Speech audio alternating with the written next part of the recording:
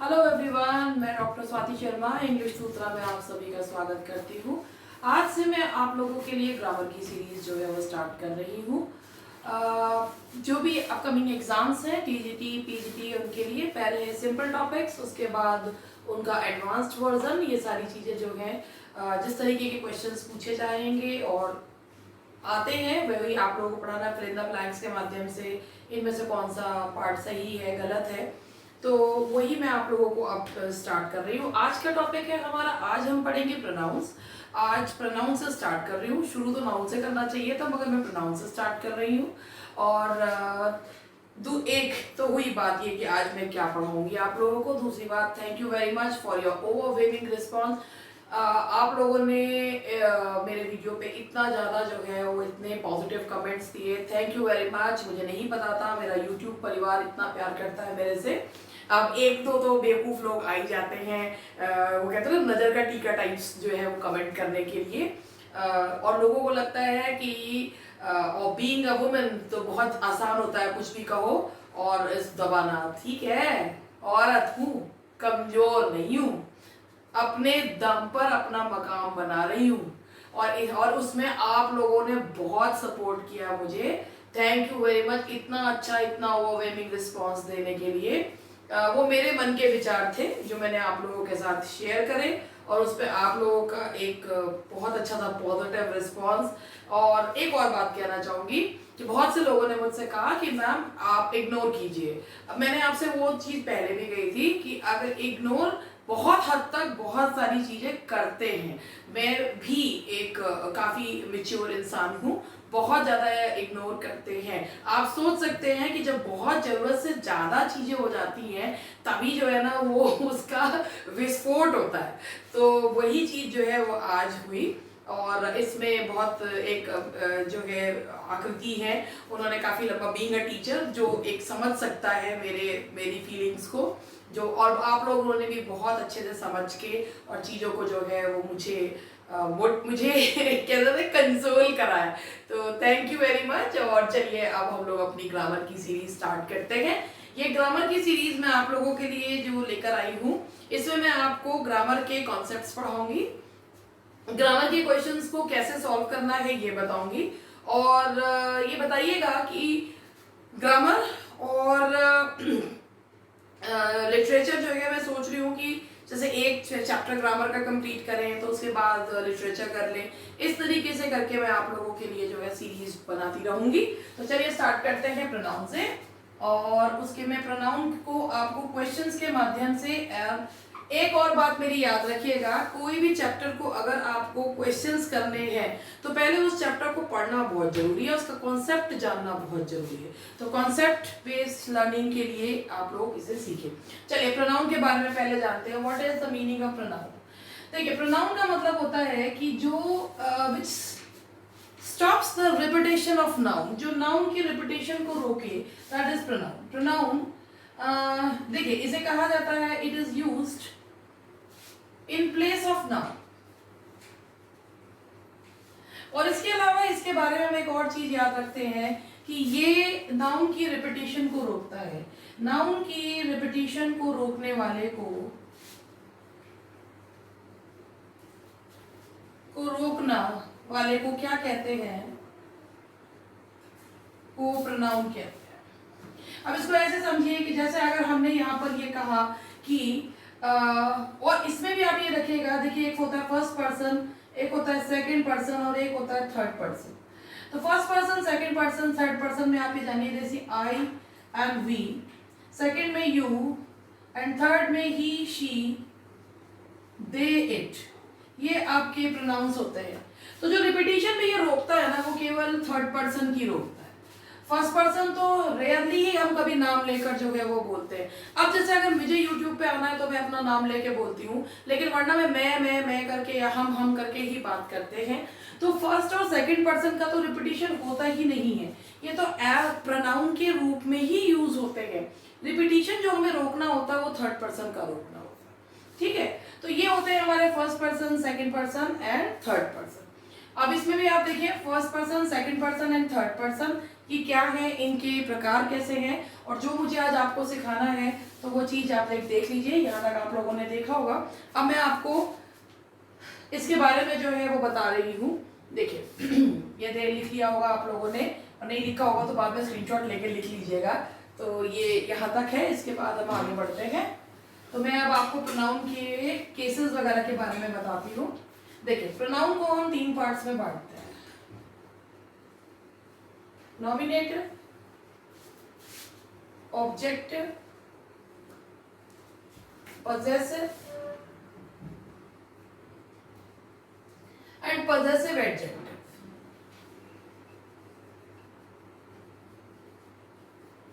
ठीक है।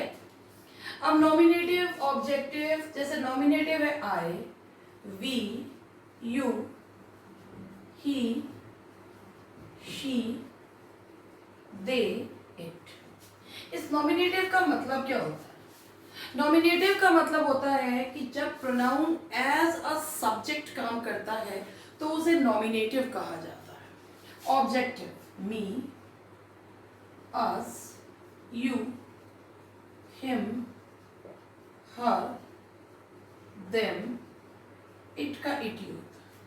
अब पजेसिव प्रोनाउन और पजेसिव है। देखिए पजेसिव प्रोनाउन यहां पर लिख रही हूं, मी का होता है आवर्स, ये पजेसिव प्रोनाउन है, ये पजेसिव एडजेक्टिव है। ओहो मी का नहीं है तो अस का लिख दिया मैंने, अस का। ये मी का है, यहां पर लिख रही हूं इसको, ये मी का है माइन एंड माई, ये इसका है आवर्स एंड आवर। यू का है योर्स एंड योर। हिम का हिज और हिज ही सेम रहता है। हर का हर्स, हर। देम का देयर्स, देयर। और इट का पजेसिव एडजेक्टिव नहीं होता और पजेसिव प्रोनाउन नहीं होता, पजेसिव एडजेक्टिव होता है, इट्स।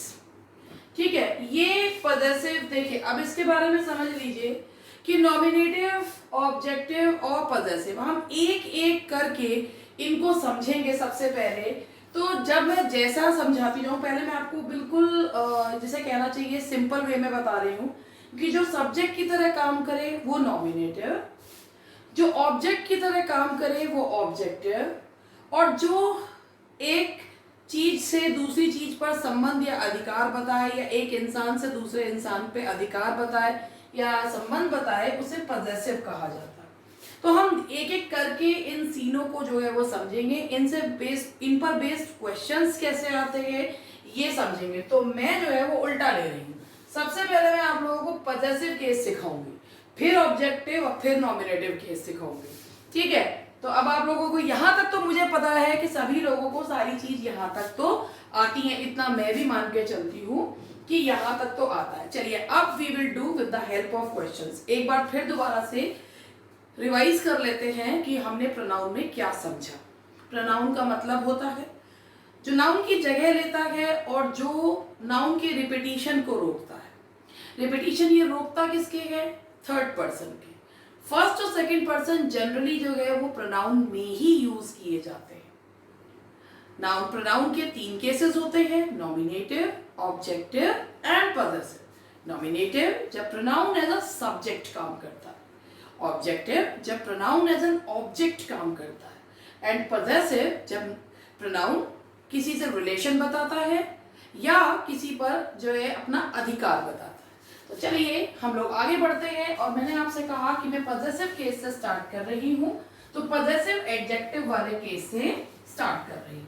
तो चलिए सबसे पहले मैं आपको यही चीज जो सिखाऊंगी, इस पे बेस्ड क्वेश्चंस कैसे आते हैं, यूजेस ऑफ पजेसिव केस। कई बार दिमाग में पता क्या होता है, क्वेश्चंस आते हैं कि भाई ये ऐसा है, यूजेस ऑफ पजेसिव केस। तो चलो क्वेश्चन नंबर 1 है।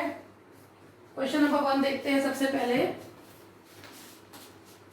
देखिए क्वेश्चन नंबर 1 बहुत ही common question. Each boy and each teacher is required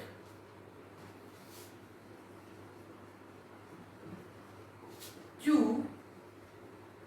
bring back.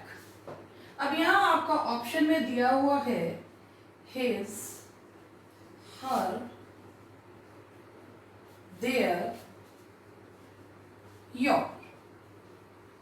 ठीक है, अब जरा इस बात को ध्यान से सुनिएगा।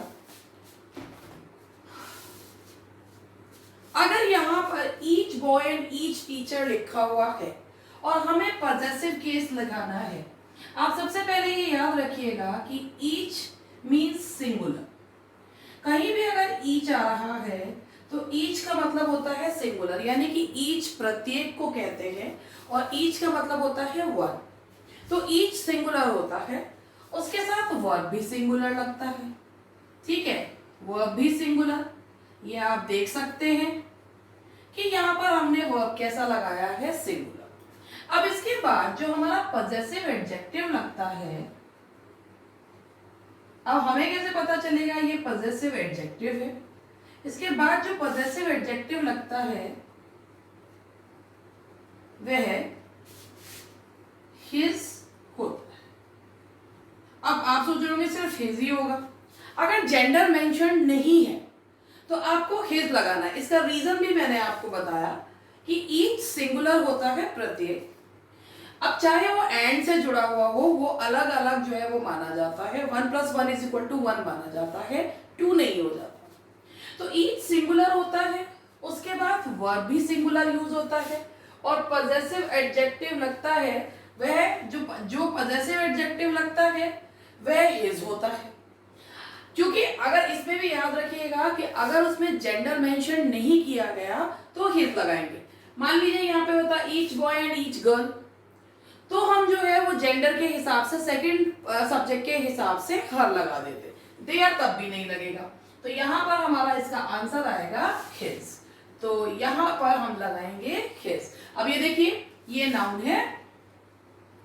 नाउन के जस्ट पहले जो चीज आती है उसे क्या कहा जाता है, एडजेक्टिव। ये इस पर अपना अधिकार जो है वो बता रहा है, तो ये है पॉजेसिव एडजेक्टिव। ये पॉजेसिव प्रोनाउन नहीं है, दैट्स अ पॉजेसिव एडजेक्टिव। तो ये मैंने आपको इसका एक्सप्लेनेशन भी दिया, ऐसा है तो ऐसा क्यों है, तो देख लीजिए इसका एक्सप्लेनेशन। क्योंकि किसी भी चीज को रटिफिकेशन से काम नहीं चलता, इसका रीजन भी आपको पता होना चाहिए। चलिए नेक्स्ट क्वेश्चन की तरफ हम बढ़ते हैं।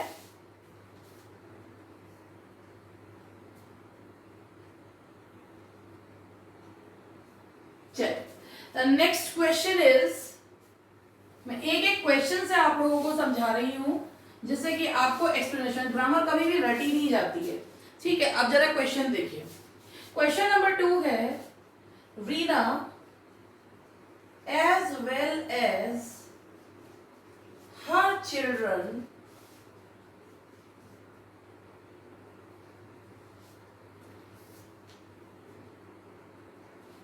has returned to home। अब फिर वही चीज यहां पर हम क्या भरेंगे, तो इसका पहले यहां पर वही चीज है, हिज भरे, हर भरे, देयर भरे, क्या भरे, ये आप लोगों को समझ। हिज तो वैसे ही, अब देखते हैं कि क्या भरना है। पहले सबसे पहले सुन लीजिए, अगर दो subjects as well as, together with, along with, से जुड़े हुए हों,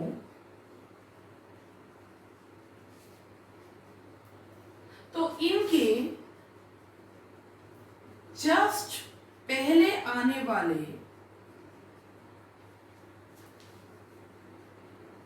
सब्जेक्ट के अनुसार पॉजेसिव एडजेक्टिव यूज होगा। अब आप खुद देखिए कि हमारा जो ये सेंटेंस है, Reena as well as her children, तो यहाँ एज वेल एज से हम जो कनेक्ट कर रहे हैं वो रीना को और उसके चिल्ड्रन को कर रहे हैं। तो एज वेल एज से जो जस्ट पहले आने वाला सब्जेक्ट है वो कौन है, रीना। रीना फेमिनिन जेंडर, तो रीना का लिए जो पॉजिटिव केस यूज करा जाएगा दैट विल बी हर। तो हमें अगर हमारे दो सब्जेक्ट्स या दो या तीन कितने भी सब्जेक्ट्स हों, अगर वो as well as together with से जुड़े हुए हों, तो इसके जो जस्ट पहले आता है उसके सब्जेक्ट के अकॉर्डिंग हम वर्ब भी और पॉजेसिव एडजेक्टिव भी उसी के अकॉर्डिंग जो है वो लगाएंगे। आप लोग ये नोट कर लीजिएगा। अगर इसमें आपको ये चीज नहीं पता तो प्लीज नोट जरूर कर लीजिएगा। अब मैं आपको तीसरा क्वेश्चन जो दे रही हूँ, जैसे 2016 के पेपर में जो 19 में हुआ था उसमें क्या करते हैं, रूल बेस्ड क्वेश्चंस भी पूछते हैं। तो मैं अब आपको एक रूल बेस्ड क्वेश्चन भी करवाती हूँ कि रूल बेस्ड क्वेश्चन कैसे सॉल्व करते हैं। तो अगर आपने ये लिख लिया होगा, अब मैं इसको हटा देती हूँ। And the next question is, सबसे पहले क्वेश्चन देखिएगा। देखिए सीरीज छोटी छोटी रख रही हूँ क्योंकि जैसे कि आप भी बोर ना हो और थोड़ा सा जो है आप लोग का भी इंटरेस्ट बना रहे। तो चलिए क्वेश्चन नंबर 3 जो मैं करवा रही हूँ वो रूल बेस्ड है। ठीक है, रूल बेस्ड ऐसे सब्जेक्ट क्वेश्चन है।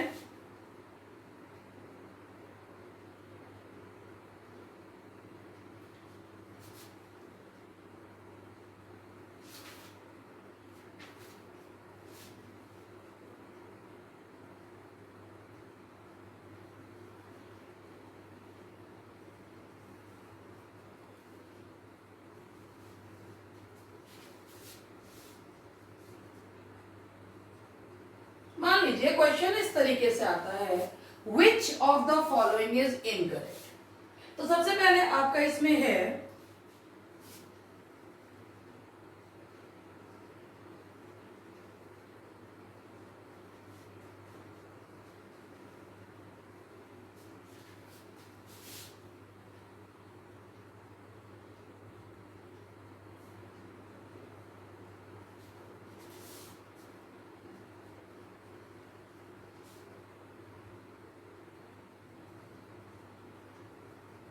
which is used in place of who when we refer a choice between more than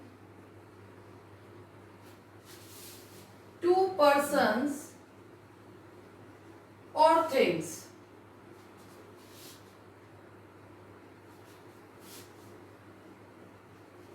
क्या ये पॉइंट सही है या नहीं?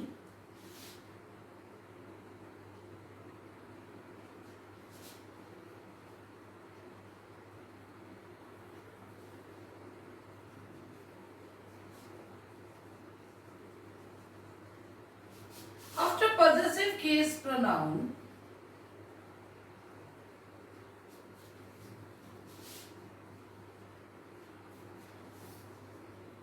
noun is not used.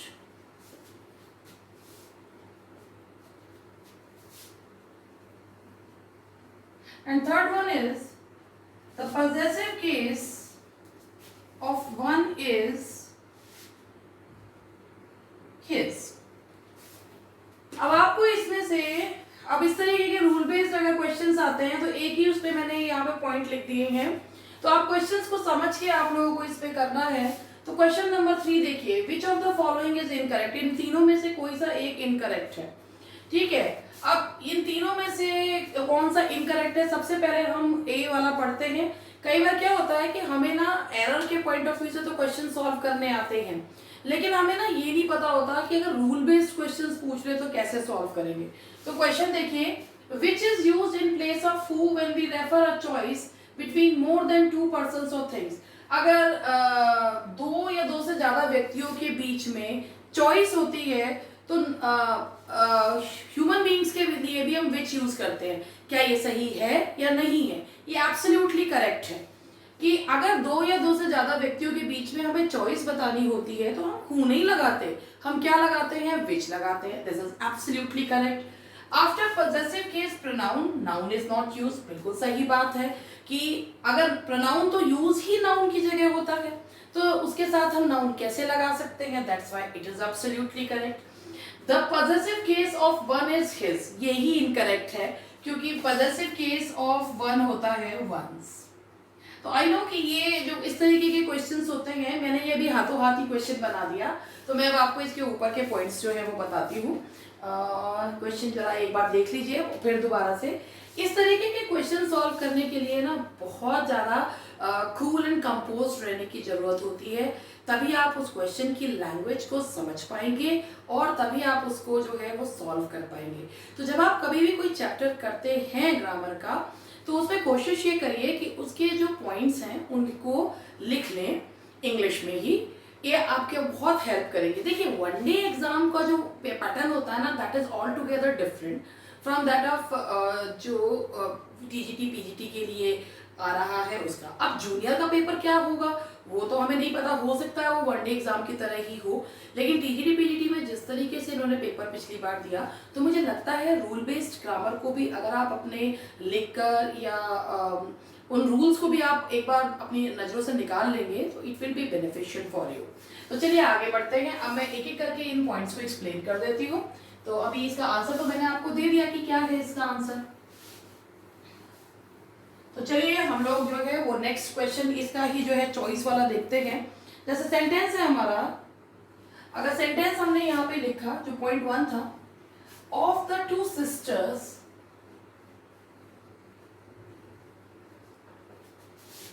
who is the more intelligent। तो अगर आप इस चीज को देखें तो ये जो सेंटेंस है of the two sisters who is the more intelligent, अब हम लोग जो चॉइस कर रहे हैं, हमें चूज करना है दो सिस्टर्स के बीच में, दो या दो से ज्यादा के बीच में जब हमें चूज करना होता है तो हम चॉइस बताने के लिए हु नहीं लगाते, हम क्या लगाते हैं विच। ठीक है, इसमें एक और आपका क्वेश्चन सॉल्व हो जाएगा। अगर ऑफ द टू आ रहा है, अगर ऑफ द टू आएगा तो the plus comparative degree use होता है। ये इसका क्वेश्चन नहीं है मगर मैंने ये बता दिया, the plus comparative degree is used.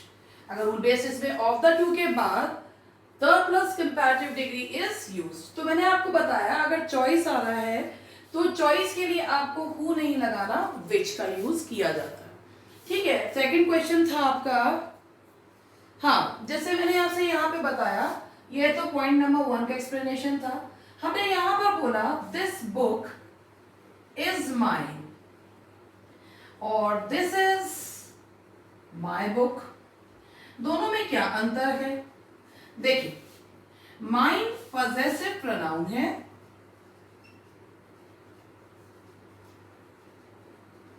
और वो बुक पर अपना अधिकार जो है वो बता रहा है, लेकिन चूंकि ये प्रोनाउन है तो इसके बाद नाउन का यूज नहीं किया जाएगा। This is my book, my is an adjective और पॉजेसिव एडजेक्टिव्स, पॉजेसिव एडजेक्टिव्स कभी भी, पॉजेसिव एडजेक्टिव्स कभी भी बिना नाउन के यूज नहीं होते। That is also a rule, बिना नाउन के यूज नहीं होते। तो possessive adjective will always take a noun after it और possessive pronoun will never take a noun after it। ठीक है, तो ये हमारे 2 पॉइंट्स यहाँ पर कवर हुए इसका एक्सप्लेनेशन समेत, क्योंकि ऐसा है ना कि अगर आप किसी कोई चीज पढ़ा रहे हैं तो उसका एक्सप्लेनेशन देना बहुत जरूरी है। माना क्वेश्चन 3 करवाए लेकिन पॉइंट्स तो बता दिए। अब इसके बाद हम आगे बढ़ते हैं, यहाँ तक ये देख लीजिए, उसके बाद हम लोग आगे बढ़ते हैं नेक्स्ट क्वेश्चन को। आप लोग नेक्स्ट पॉइंट जो है मैं यहाँ पे बता देती हूँ आपको। जैसे ये है one should do one's work, तो one should do one's work है, वन का जो पॉजेसिव केस होता है दैट इज वन और एपोस्ट्रोफी लगाकर एस जो है इसमें लगाया जाता है। अगर आप ONES वंस कर देते हैं तो वो प्लूरल बन जाता है, तो इसीलिए उसको एपोस्ट्रोफी एस करके लगाया जाता है। आई होप कि आपको ये सेशन एक इंट्रोडक्टरी सेशन था। कल इसको मैं आगे फिर कंटिन्यू करूंगी, जहां से मैंने छोड़ा है वहीं से मैं आगे शुरू करूंगी। जैसे एक सीरीज मैंने अपना लिटरेचर की चला रखी थी, ऐसे ही मैं आप लोगों के लिए ग्रामर की भी चलाऊंगी। कैसा लगा आपको वीडियो बताइएगा जरूर और मिलते हैं कल। Thank you very much.